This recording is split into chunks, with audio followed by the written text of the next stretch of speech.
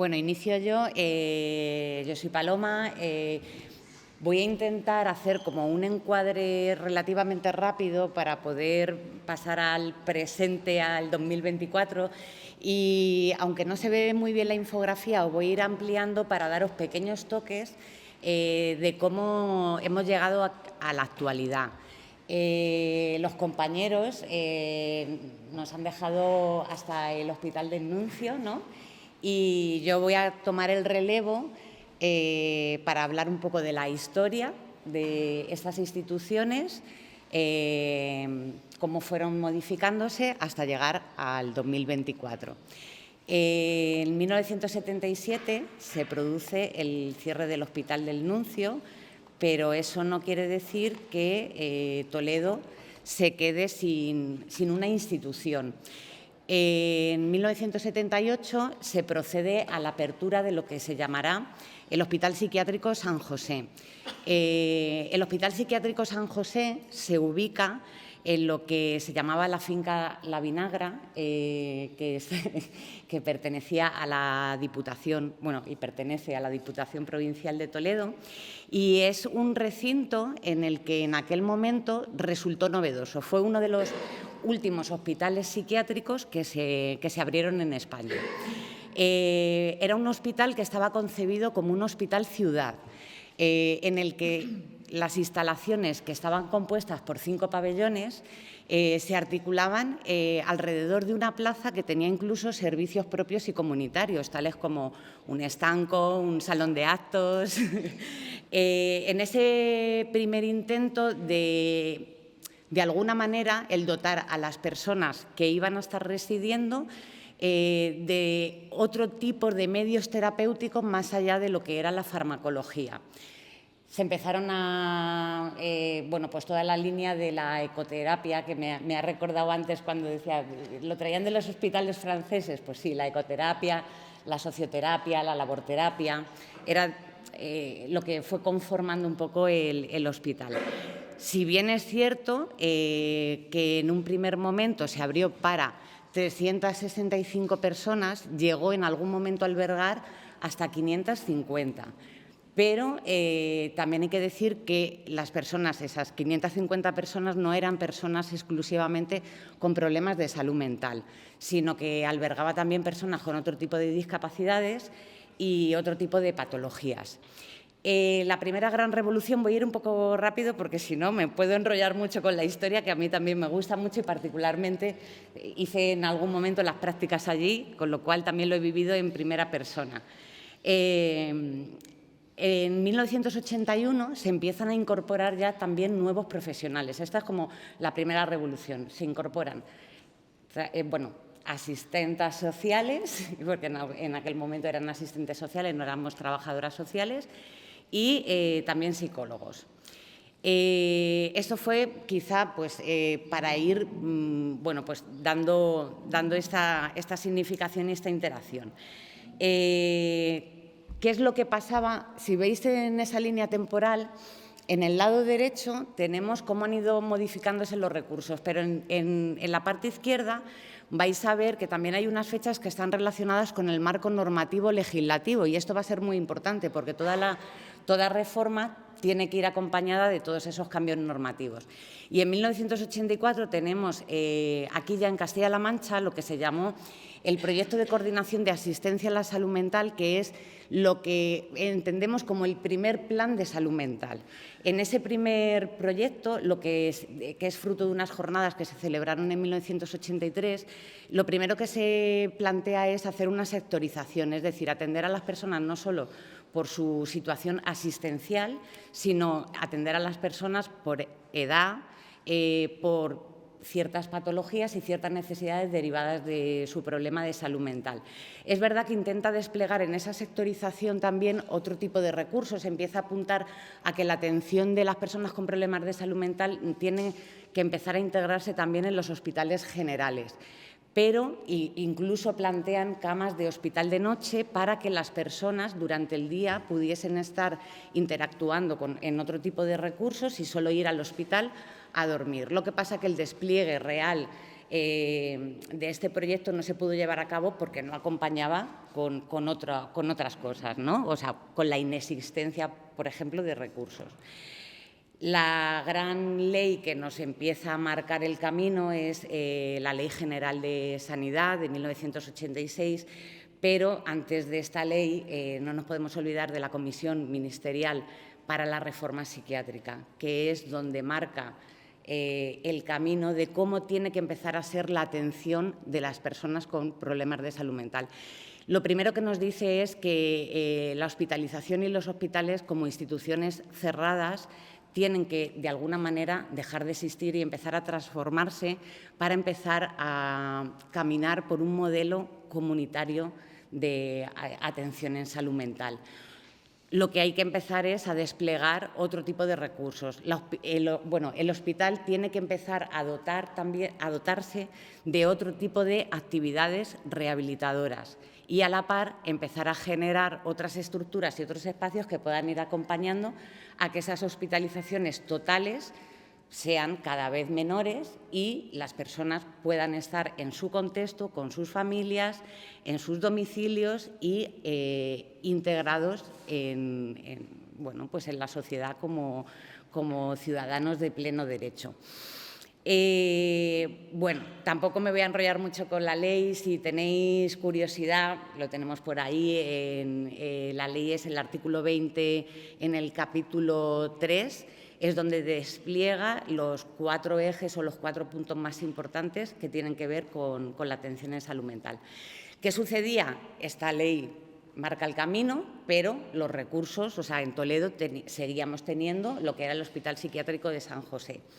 Con ciertas modificaciones se empiezan a generar otro tipo de recursos y en 1989 se procede al cierre como tal del Hospital Psiquiátrico de San José, pero la finca de la Vinagra con todas esas personas que albergaba en ese momento se tiene que hacer como una reubicación. Entonces, en esa sectorización lo que se plantea es generar un espacio que se llamará residencia social asistida, que fundamentalmente es para la atención de personas mayores o personas con discapacidad que van entrando en otro tipo de edades, y dejar un único pabellón con 90 camas, que sería lo que llamaríamos la unidad residencial y rehabilitadora, la URR, que es un dispositivo puramente sanitario para atender a las personas con problemas de salud mental, con unas necesidades de estancia que estaba dividida entre una media estancia de 6 meses a 12 meses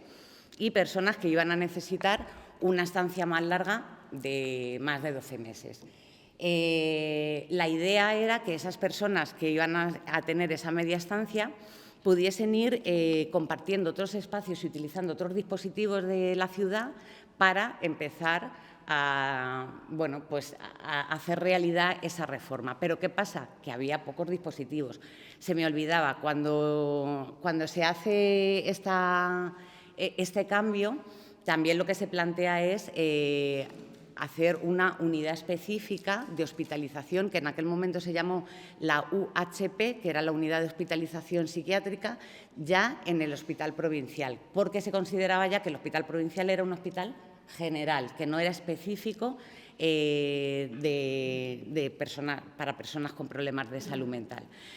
Bueno, pues en todos esos años, ¿qué sucede? Pues sucede que empezamos a tener un plan de salud mental. Yo le he llamado primer plan, teniendo en cuenta que lo otro fue un protoplan de salud mental, en 1993, ¿vale? En 1993 este plan ya lo que nos va marcando es que hay que hacer una red de recursos en la que en esa red tiene que pivotar cierta atención sanitaria específica en las unidades de salud mental, que se llamaron aquí en Castilla-La Mancha. En otros lugares son los centros de salud mental comunitaria, como por ejemplo en Madrid, que se llamaron así, y que se tienen que empezar a desarrollar otras estructuras, pero todavía no las teníamos, se estaban pensando. ¿Qué sucede paralelamente? Pues lo que sucede prácticamente con todos los cambios, que hay un impulso también de lo que es el movimiento asociativo.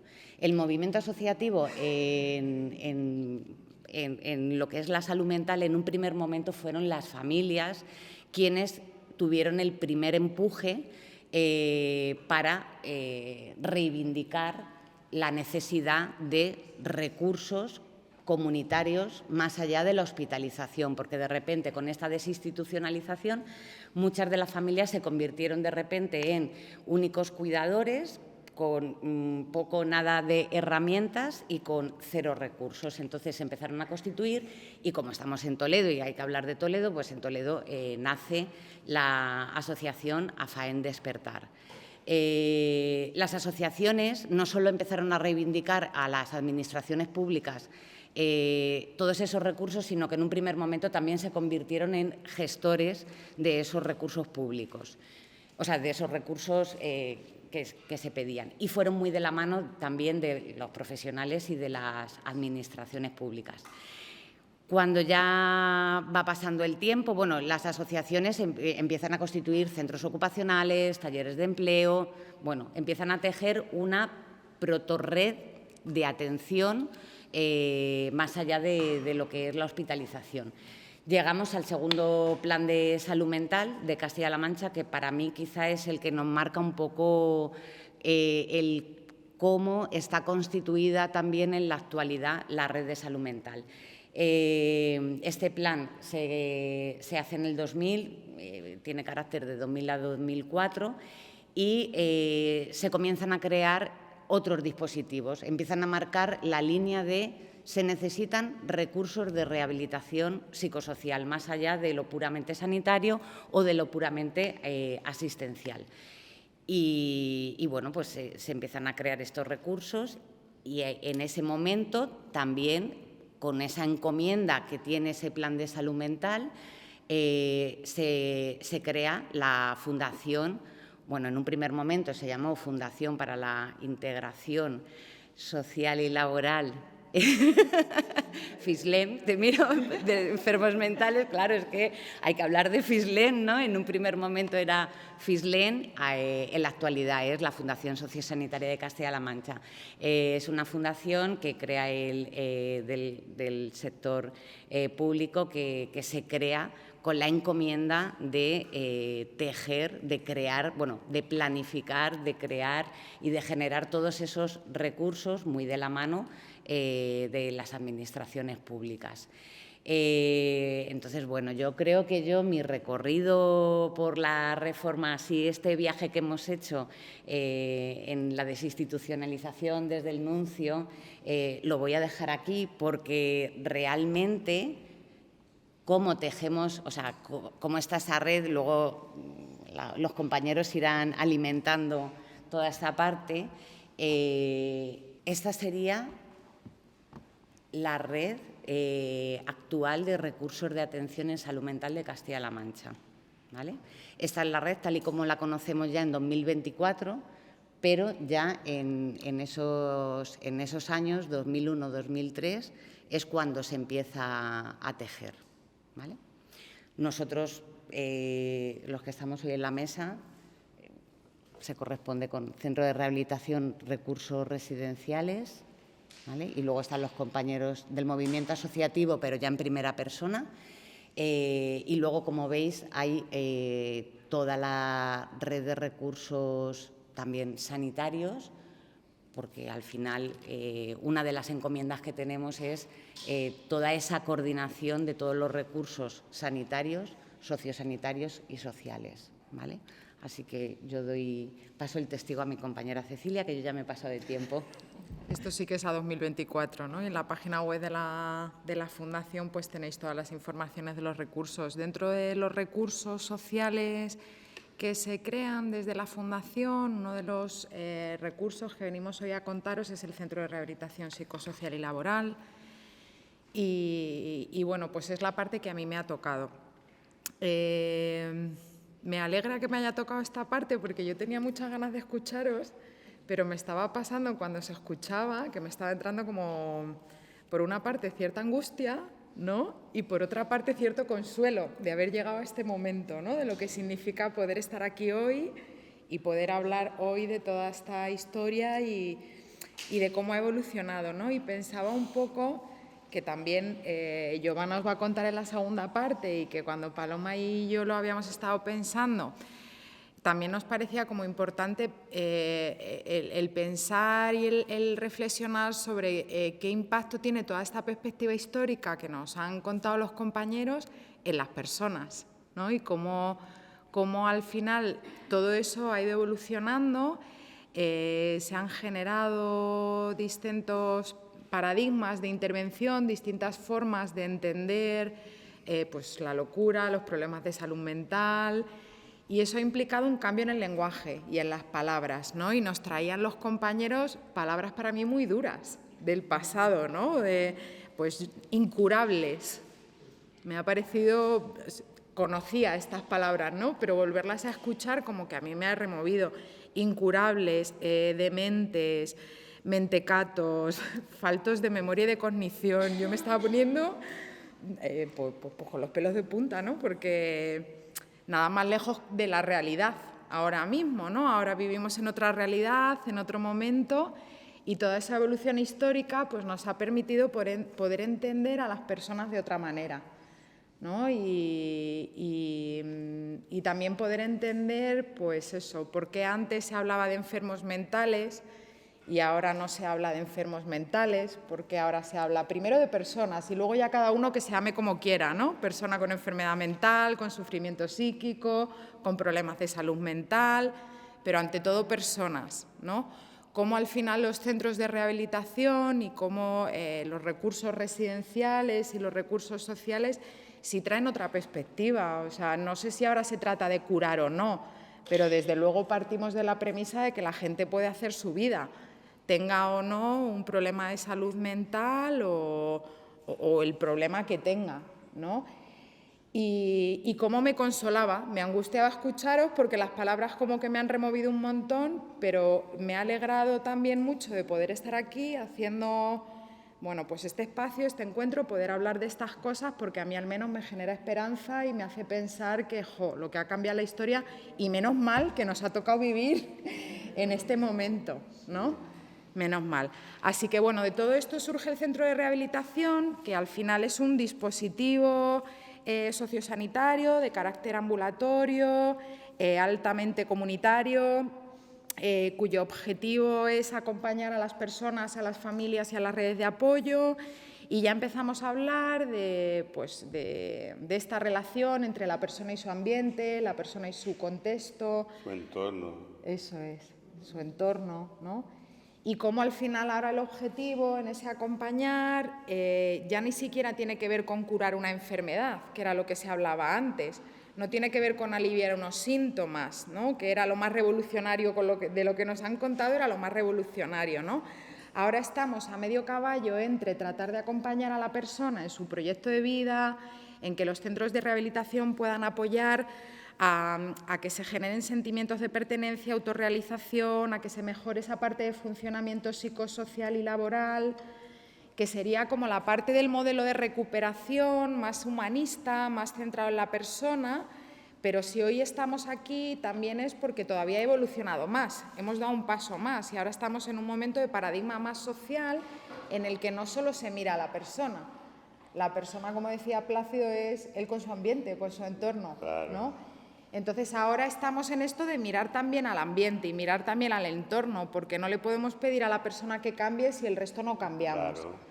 Si el resto no cambiamos, el cambio no es posible, ¿no? Y la inclusión de la que hablaban también los compañeros, pues bueno, pues tampoco, ¿no? Entonces desde aquí surgen ciertos principios que orientan el trabajo actualmente, ¿no? Que tiene que ver con hablar de recuperación, de esperanza, de que la curación claro que es posible, ¿no? De que el foco no está en los síntomas, de que hay que centrarse en las capacidades y en las fortalezas de la persona, no en esto que se pensaba antes pues de ascibles, de jaulas, bueno, pues estas cositas que nos han contado tan bellas, ¿no?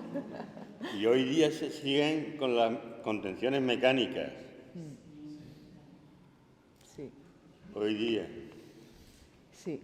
Queda mucho todavía por avanzar y por aprender, ¿no? Y por mejorar. Nos hablaban de los tratamientos que se hacían antes y cómo fueron evolucionando y cómo esas terapias también pasaron a lo farmacológico. bueno, pues lo farmacológico y las terapias siguen utilizándose, hay terapias también pues como las que tú comentas, y en esta parte más social, pues en lo que estamos intentando es centrarnos en esas capacidades y esas fortalezas, en esa parte de derechos humanos, sobre todo, que tiene que ver con las personas, en estar en la comunidad, con la comunidad y también para la comunidad, o sea, es decir, que todos podamos convivir, que todos colaboremos los unos con los otros y que nos interrelacionamos, ¿no? No podemos pedir un cambio y una adaptación de un lado si los otros tampoco damos, y esto tiene que ser algo de todos. Tiene que ser coordinado, adaptado a los contextos y permitiendo que las personas sean ciudadanos de pleno derecho, ¿no? Y puedan pues participar a nivel social como cualquier otra persona.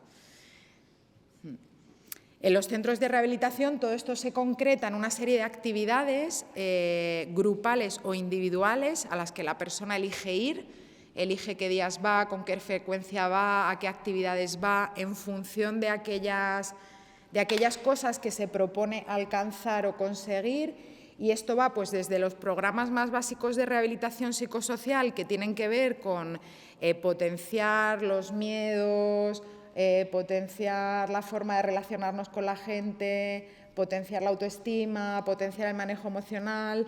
Vamos, yo creo que lo que tendríamos que aprender todos en algún momento de la vida... La lucha contra el estigma. La lucha contra el estigma es otra de las acciones de los centros de rehabilitación, que ahora a través del proceso comunitario se hace también a través de este compartir espacios. Antes era más orientado a informar a la gente, a dar charlas de sensibilización, y ahora esa parte sigue estando, solo que hay matices, ¿no? Participáis los expertos en primera persona en esas charlas, sois los que contáis y en los discursos que más llegan, y luego utilizamos mucho el proceso comunitario para compartir espacios con la ciudadanía. Y luego, bueno, pues hay desde talleres de cocina, los talleres se eligen un poco en función, se cambian cada 4 o 5 meses y se eligen un poco en función de las necesidades de las personas que en ese momento están en el recurso, ¿vale? Los profesionales hacen su propuesta y luego preguntan a las personas pues qué creen ellos que necesitan, y los profesionales hacemos la propuesta en función un poco de los datos y de lo que observamos, ¿no?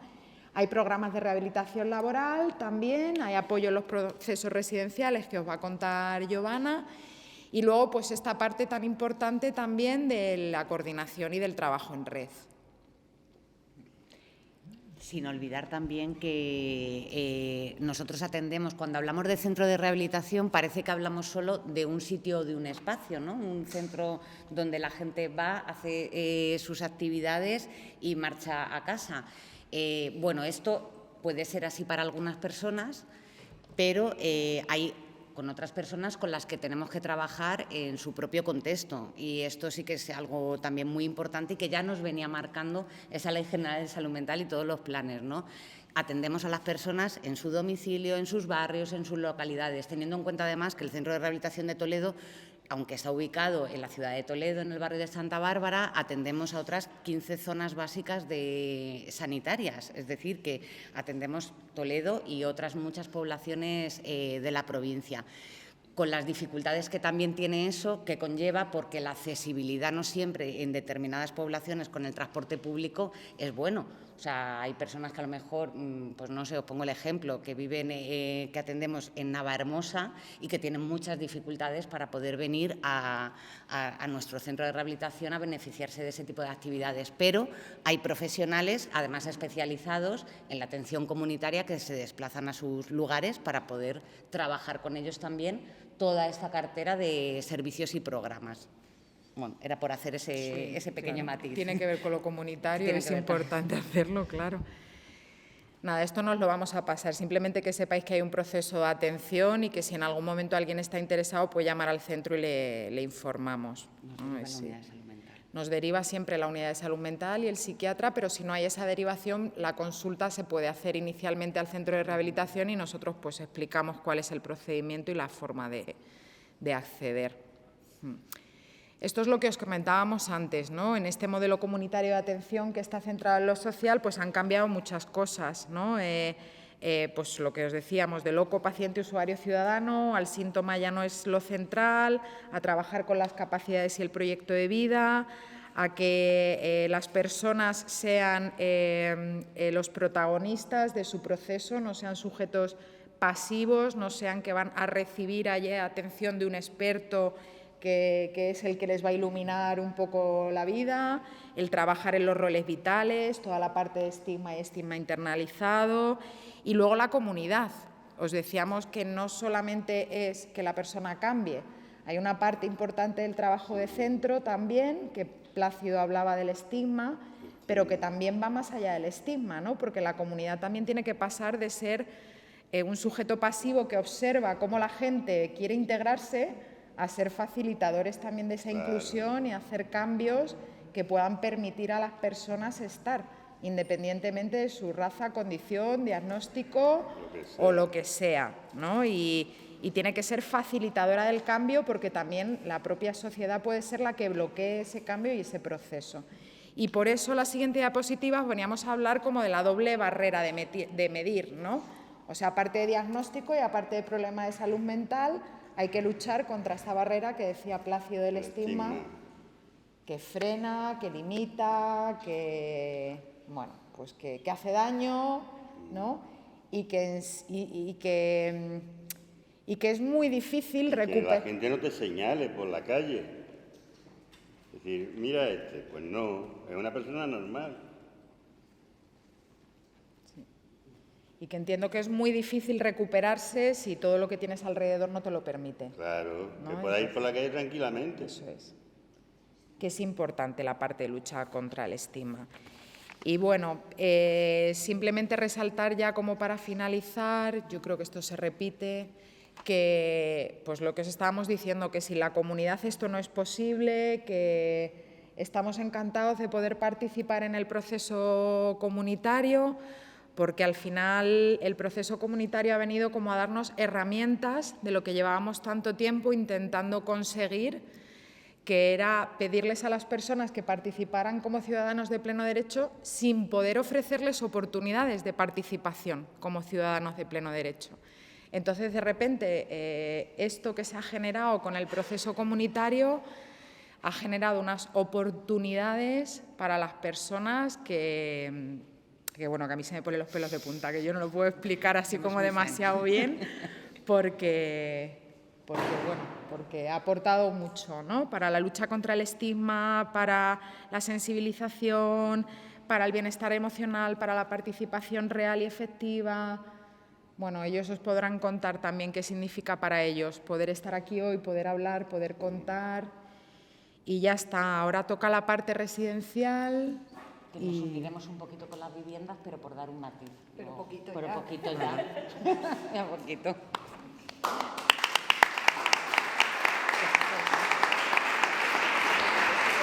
Bueno, pues ahora nos toca enlazar con la parte residencial. Estamos en la Residencia Comunitaria de Toledo, Hospital del Rey, como ya sabemos, y nos planteábamos qué poder aportar a toda esta conversación que venimos teniendo durante la tarde y que al final veo que es un sumar y sumar y sumar, ¿no? Y que me parece lo más enriquecedor. Vamos a tratar, Sandra y yo, de traer, bueno, algunas claves, evidentemente, técnicas del recurso, pero sobre todo ejemplos de nuestro día a día que vienen a traer realidades muy diferentes e individualidades, que es una de las cuestiones de la que nos encargamos en nuestro acompañamiento diario a las personas que tienen un diagnóstico en salud mental. Nos planteaban desde la mesa comunitaria que esta mesa, este bloque, debía abordar preguntas del tipo ¿cómo se concibe actualmente el reto de la salud mental? ¿Cómo se puede luchar contra el estigma o los prejuicios? ¿No? Que ya Plácido nos recordaba esto y que seguro que ahora tratarán. La desinstitucionalización es siempre lo deseable u oportuno. ¿Cómo se conjuga la necesidad de generar entornos protegidos ante la vulnerabilidad y la apertura a la comunidad? ¿Cómo se conjuga este binomio que aparentemente puede parecer opuesto o muy polarizado? Si deben estar profesionalizados los recursos que proporcionan acompañamiento y cómo construir la responsabilidad social compartida, que era con lo que terminaban Paloma y Cecilia, que en realidad es lo que nos trae aquí. Yo no sé de dónde venís, no sé quiénes sois, a la mayoría, ¿no? Creo que nos conocemos unas poquitas personas, pero yo os quiero preguntar ¿qué hacéis en vuestra vida para atender esta realidad social? ¿Qué hacéis cuando de repente os encontráis en un contexto en el que sentís, o bien en primera persona o bien en el otro, que hay un sufrimiento psíquico? ¿Y qué hacéis cuando esto de alguna manera se cruza en vuestra vida y en vuestras propias rutinas? ¿Cuánto de esto os incomoda? ¿Cuánto de esto os gusta? ¿Cuánto de esto os parece una oportunidad? ¿Cuánto de esto os gustaría no saber? ¿Y cuánto de esto os gustaría accionar para convertir lo que está ocurriendo en otras cosas más deseables? Me parece importante que nos hagamos esta pregunta entre todos y todas y que cada uno y cada una escuche esa voz interior.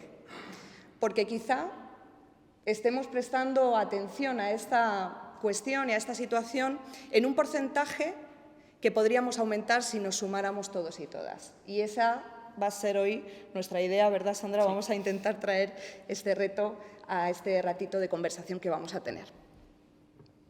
¿Qué es una residencia comunitaria?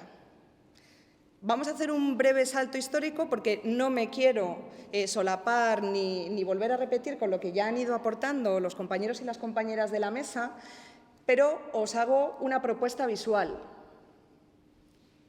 que tiene que ver con el lenguaje. Como traía Cecilia, el lenguaje es algo que también se ha ido transformando y el lenguaje nos transforma, la palabra transforma, el verbo transforma. Hablamos de locos, tarados, desequilibrados, trastornados. Hablamos de enfermos. Hablamos de personas enfermas, de personas con trastorno mental. Hablamos de personas con diagnóstico en salud mental. Y empezamos a hablar de personas con sufrimiento psíquico. Fijaos cómo desde locos, enfermos, tarados, hasta personas con sufrimiento psíquico, yo no sé si alguno o alguna de vosotras puede decir que no ha tenido sufrimiento psíquico alguna vez en su vida. Y si, por favor, alguien no lo ha tenido, que nos diga el secreto y la fórmula para saber qué hacer con esto, ¿no? La vida en sí misma genera un sufrimiento psíquico. Y en algunos momentos ese sufrimiento psíquico puede llegar a rompernos. Y si, como decía Plácido, no tenemos alrededor aquello que nos sostiene, todavía nos rompemos más porque sentimos la soledad. Y cuando uno se siente solo o sola, se siente menos capaz.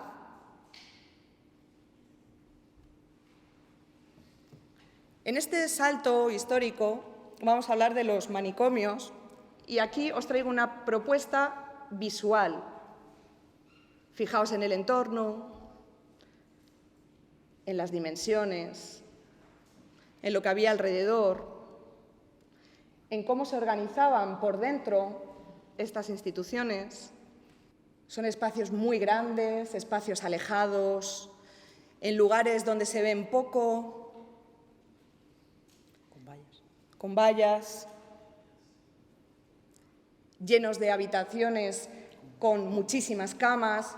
No sé si habéis ido alguna vez a un albergue a dormir, ¿no? No sé qué os parece esto de compartir con 20, con 8, o estar en tu habitación sola o acompañada solo por quien tú quieres, ¿no? Pero seguimos avanzando, como decía Ceci, afortunadamente, y vamos avanzando hacia ese pasado presente que nos lleva a los psiquiátricos. Y como veis, aparte del color, evidentemente, ya estamos viendo otro tipo de lugares. Un poquito más cuidados en entorno, con salas abiertas que invitan a hacer diferentes actividades, con habitaciones más pequeñas. Todo esto, evidentemente, dentro de un contexto totalmente sanitario. Es decir, un lugar donde hay muchas batas blancas y esas batas blancas generan una relación con la persona que estamos tratando de traspasar, ¿no? Que la bata no sea la autoridad, sino que la bata también sea comprendida como ese apoyo y ese acompañamiento en los momentos de mayor sufrimiento. Y llegamos a la residencia comunitaria, en este caso la residencia comunitaria de Toledo, que es el edificio en el que nos encontramos. Tenemos la gran suerte y el gran privilegio de contar con este lugar para dignificar a las personas y dignificar la vida que han tenido hasta este momento y poder proporcionarles un espacio en el que, como nos cuenta una residente que tenemos aquí, que es una crack, nos dice que ella se siente como una reina porque está en el Hospital del Rey. Y nos parece una idea muy bonita, esto de me siento en un lugar en el que quiero estar. Es cierto que la residencia comunitaria en la que estamos no representa a todas las residencias comunitarias porque las hay de varios tipos, ¿no? Pero os aseguro que todas ellas están enfocadas a crear lugares y espacios donde las personas se puedan sentir a gusto, que sean confortables, que sean cálidos y donde de alguna manera puedan encontrar ese hogar durante el tiempo que permanecen aquí. Añadir también que aquí sucede una curiosidad y es que evidentemente la residencia se llama Hospital del Rey y todos aquellos que no han estado y que no la conocen, se produce una dicotomía, ¿no? Porque cuando llegan al edificio y ven que no es un hospital, les llama muchísimo la atención. Como veis, ¿no? La entrada, la fotografía, evidentemente no es nada parecida a la entrada de un hospital, ¿no? Y tener ese nombre en la cabeza, retomando un poco con lo que hablábamos del lenguaje, ya invita, ¿no? A tener una concepción de un espacio que luego difiere enormemente de lo que es, ¿no? Y esto también estamos trabajando, ¿no? para construirlo desde otro lugar. Como comentaban las compañeras, nuestro paraguas es la Fundación Sociosanitaria de Castilla-La Mancha, ¿no? Que en ese plan, ¿no? En esa planificación y organización que nos traía Paloma, en ese reto que en su momento tuvo por delante y que hoy en día sigue asumiendo, afortunadamente, del que somos una pequeña parte, nos vamos a centrar en los recursos comunitarios porque las compañeras ya nos han hablado de los centros de rehabilitación psicosocial y laboral y nos vamos a centrar en los recursos residenciales de aspecto comunitario, que serían de dos tipos, las viviendas supervisadas y las residencias comunitarias. Yo os pregunto, ¿cuáles serían las claves de tener una gran casa con muchas personas, abierta hacia afuera, para poder hacer un acompañamiento en salud mental? Ceci nos va a traer ahora la idea de las viviendas supervisadas para poder dar luego el salto a las residencias y que vayáis un poco comprendiendo cómo la conformación va de menos a más para atender las diferentes necesidades e individualidades. Bueno, yo muy brevemente comentaros que las viviendas supervisadas son dispositivos residenciales que normalmente están vinculados a los centros de rehabilitación con la intención de que puedan ser lo más comunitarios posibles, aunque en algunas ocasiones también están adscritas a las residencias comunitarias. Son entornos de convivencia donde se apoya a las personas a través del plan de recuperación que está vinculado a los centros, pero son sitios donde las personas viven porque por diversos motivos necesitan como ese apoyo y ese soporte para poder luego vivir de manera autónoma. Y solo una cosa que es súper importante, más que las viviendas, Giovanna, perdóname. Venga, lánzate. Antes hablaban de la Vinagra, ¿no?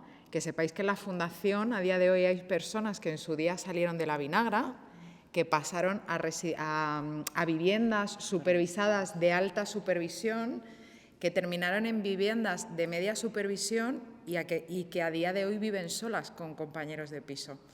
Entonces, bueno, pues esto, claro, venía para explicar las viviendas, era importante, ¿no? Es como el reflejo práctico más bonito, ¿no?, que puede haber. Además, nosotros nos aferramos mucho a todas estas cuestiones, ¿no? Porque para nosotros cada una de las palabras que os trasladamos y que compartimos tiene cara de personas. Y esto es el gran privilegio de acompañar a las personas, ¿no? Que cada una de nuestras palabras pues tenemos ese recuerdo, ese trabajo realizado con diferentes personas que han pasado por los recursos y como traía Ceci, qué mejor que poder decir de un lugar han pasado a este otro con todo lo que hayan podido encontrar por el camino. Claro, además se concibe como los recursos se articulan para que las personas puedan utilizarlos en aquellos momentos que realmente los necesiten. O sea, los recursos tienen esa vocación. O sea, una persona que necesita en un momento de su vida ir a una vivienda o una residencia comunitaria, nuestra máxima aspiración y nuestro objetivo es que estén en esos dispositivos durante el tiempo que sea necesario ese acompañamiento para generar otro tipo de posibilidades y que puedan retomar otros proyectos de vida, o bien retornando a sus lugares de origen o haciendo proyectos de vida independientes. Esto que trae Paloma es una clave importantísima en esto que os decía antes de lo comunitario, porque claro, ¿cómo podemos hacer que las personas no tengan miedo a salir de los recursos donde encuentran mayor protección porque hay presencia profesional, para poder desarrollar una vida en las claves que desean? Hay personas que simplemente plantearse que pueden salir a una vivienda compartida o a una vivienda supervisada o regresar a su casa familiar, sienten un miedo tremendo. ¿Por qué? Porque la comunidad está ahí fuera. Y la comunidad somos nosotras y nosotros los que estamos aquí hoy. Entonces, ¿cómo recibimos este envite, ¿no? Porque es un reto comunitario, es un reto social. Entonces, una persona tiene miedo a buscar el alquiler de un piso porque tiene miedo a que vean algo extraño y no se lo den. O una persona puede sentir malestar por ir a tomar un café a un bar y que le contesten de una manera inadecuada, que le haga sentir que algo es diferente. O que incluso el precio del café sea diferente que al siguiente cliente que entra en el bar.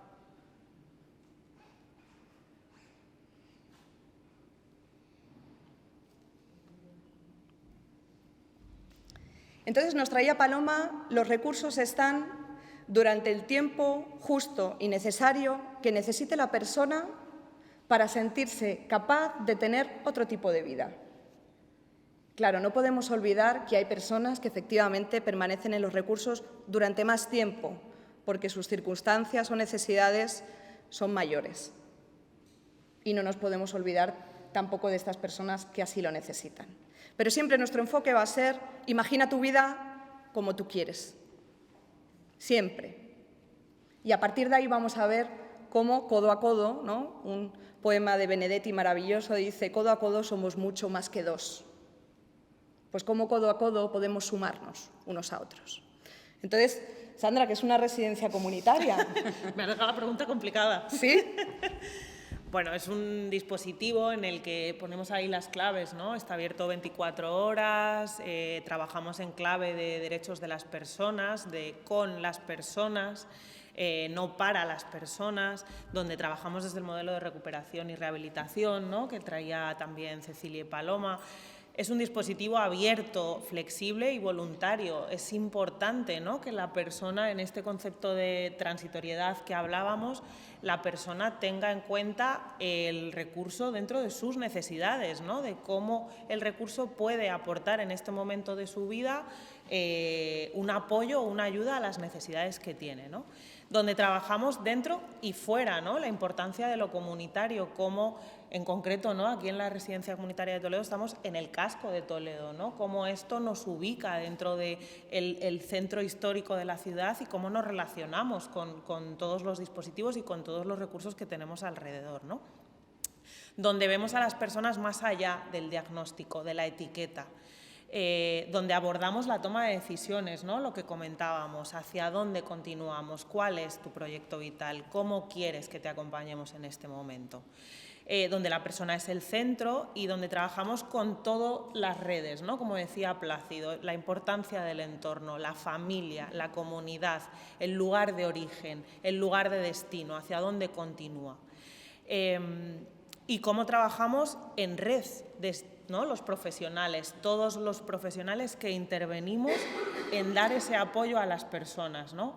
Aquí es verdad que tenemos mucha coordinación con el centro de rehabilitación, ¿no?, que trabajamos mucho en coordinación de muchas actividades, pero también trabajamos con el centro de salud, con las unidades de salud mental, con los centros sociales de base, con asociaciones de voluntariado, etcétera, donde podamos abordar todas las necesidades de la persona. Con entidades también que ejercen apoyos a las personas que lo necesitan. Es un trabajo muy estrecho y muy coordinado entre muchos profesionales y muchas personas que acompañan. Por lo tanto, de esta manera lo que vamos haciendo es crear una mirada propia, pero también vamos conformando conjuntamente la mirada de todos y de todas, ¿no? Yo espero que hoy salgamos un poquito todos con algo en nuestra cabeza diferente a con lo que hemos entrado, ¿no? Y esto puede ser una pequeña semilla para ir generando las ondas. ¿Cómo conjugamos, entonces, en estos nuevos enfoques comunitarios, las personas y sus historias de vida?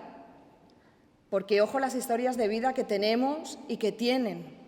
Ojo, historias de vida que en un momento determinado se truncan por recibir un diagnóstico y ese diagnóstico reconfigura todo lo que ha sido la persona hasta el momento y la manera de ser a partir de ese momento, el significado de los contextos, cómo cada uno se siente en los lugares que transita, el poder de las redes de apoyo, cómo tejemos esa red de apoyo entre todos y todas, cómo sumamos ese granito de arena y cómo compartimos los lugares. A mí me parece fascinante que hoy estemos aquí.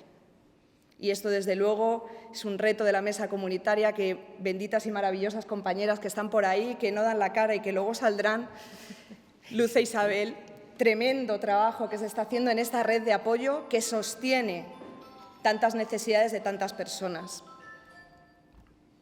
Y cómo esto nos hace ver que los temores que tenemos en un lugar probablemente sean muy parecidos a los temores que tenemos en otros. Porque los temores son humanos, son individuales y a casi todas las personas nos preocupan las mismas cosas. Nos preocupan los rechazos, nos preocupan no ser lo suficiente para el sitio, las personas que están a nuestro alrededor, nos preocupan que nos miren de forma diferente a cómo nos definimos, nos preocupan no llegar a los objetivos que la propia sociedad, el trabajo, la familia, las relaciones nos generan. Nos preocupa sentirnos agraviados o tener miedos. Esto, cuando hablamos de salud mental, nos lleva a concebir al otro desde un lugar a veces equivocado o simplemente desconocido. Y es muy importante que tengamos foros de este tipo para que podamos conocer todas estas necesidades compartidas, porque realmente tenemos muchas más cosas en común de lo que podemos creer en un primer momento. Una persona residente tiene muchas más cosas en común con cualquier vecino de Toledo de lo que pueda pensar.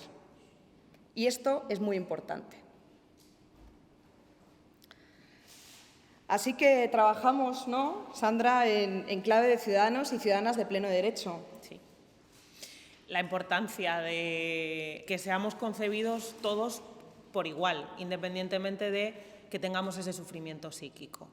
Y que se puedan aunar las necesidades de todas las partes, ¿no? ¿Qué es lo que la comunidad necesita y qué es lo que las personas necesitan? Y poder conjugar eso como si fuera un puzzle.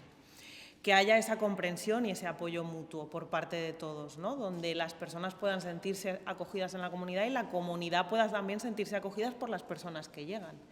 Y que podamos construir esa corresponsabilidad social de la que hablamos, ¿no? Construir un espacio donde podamos todos convivir y conocernos, aprender a identificar las necesidades del otro y ayudarnos entre sí. Y qué mejor para conocernos que cederle la voz y el turno a Plácido y a José María, que nos van a contar lo que han preparado para hoy. Pues nosotros somos una asociación en primera persona de personas que estamos diagnosticados en salud mental. No hay profesionales en nuestra asociación y trabajamos el apoyo mutuo. Yo quiero agradecer al Centro de Rehabilitación una cosa. Yo caí enfermo el 22 de mayo del 2009. Yo entré en el Centro de Rehabilitación en octubre o noviembre del 16. Y en enero o febrero del 17 tuve mi último ingreso, no he vuelto a ingresar más. Y antes había tenido 7 o 8 ingresos en el hospital psiquiátrico. Yo eso lo quiero agradecer a vosotras. Pues agradecértelo a ti mismo, hija. Con tu trabajo. Ese ha sido tu esfuerzo y Y he tenido recaídas como cualquier persona, pero aquí estoy. ¿Y quieres comentar tú algo, José María? Sí. Vamos a hablar un poquito de nuestra asociación de Mentes Abiertas. Como dice Plácido, es una asociación en primera persona. Creo que habíais puesto que era en el 2015. En el 2015. Es como el germen, ¿no? O sea... Sí, nos llegó el germen. Nosotros estábamos en un grupo psicoeducación, sí. y uno de los compañeros llegó un día muy emocionado que había conseguido documentación de un movimiento asociativo que había empezado en Inglaterra y que como no lo empezábamos nosotros a hacer aquí. Nos pareció una buena idea, pero bueno, también algo muy en un momento dado, por lo menos a mí me pareció que iba a ser muy complicado de hacer, pero luego poco a poco lo fuimos articulando la asociación poco a poco y a lo largo de estos años, sobre todo, nos ha ayudado mucho con la pandemia. Con la pandemia, sí. Lo hacíamos por el ordenador, por videollamada, hacíamos... Sí. Los grupos de apoyo mutuo. Nos ha ayudado mucho, nos ha acercado mucho a los miembros, nos ha hecho ver la vida de otra manera, como que nosotros podemos conseguir las cosas, como has dicho, no esperar a que las cosas vengan, sino si podemos cambiar algo, lo podemos hacer con nuestro trabajo, con nuestra iniciativa. Y hemos conseguido muchas cosas. También es verdad que hemos contado con mucho apoyo siempre. Cuando hemos necesitado ayuda nos la han prestado, pero también es verdad que nos han hecho que los pasos los diéramos nosotros, que nos han ayudado, pero que los pasos los tenemos que dar nosotros. Y hemos hecho muchos talleres, muchos grupos. Y lo último que hemos hecho ha sido, por ejemplo, el Día del Orgullo Loco. ¿Qué día era de mayo? El 11 de mayo lo hicimos. El 11 de mayo fuimos al polígono, donde es el mercadillo, que hay mucha gente, y estuvimos concienciando a todos los vecinos de que el problema de la salud mental es... Le puede tocar a cualquiera. Y que es cosa de todos, y que hay que luchar entre todos para superarlo, todos los problemas que hay. Que le puede tocar a cualquiera, una depresión, una ansiedad. Nos toca. Sí, que ya no es... Afortunadamente vemos que la enfermedad mental ya no es algo de pobrecitos, yo sé, de personas, no, porque muchos artistas y futbolistas y muchos escritores están poniendo su primera persona, su experiencia, en que se vea de otra manera. Entonces nosotros vemos que, yo lo veo positivamente. Que la gente hable de salud mental. Que se hable de salud mental. Que haya estos espacios, ¿no? En los que se hable de salud mental. Porque se necesita mucha ayuda y también nos hemos dado cuenta de que la colaboración entre todos los puntos de vista, desde lo más pequeño a nosotros, el ayuntamiento, las consejerías, los vecinos, todos nos necesitamos, porque los problemas de salud mental ocurren a uno de cada cuatro, ¿no? Sí, creemos. Uno de cada cuatro. Puedes tener tú o algún hijo. A lo largo de tu vida puedes tener un problema de salud mental. Eso es así. Y hay que luchar para que no se... para que eso no se aparte, para acabar con el estigma y todos los problemas. Y debo decir que estoy muy contento de estar aquí y conocer el nuevo hospital, porque no lo conocía y tenía unas ganas muy grandes de verlo. Yo quería decir, y si os digo, yo lo tengo muy claro. Hay dos, es la diferencia que yo veo.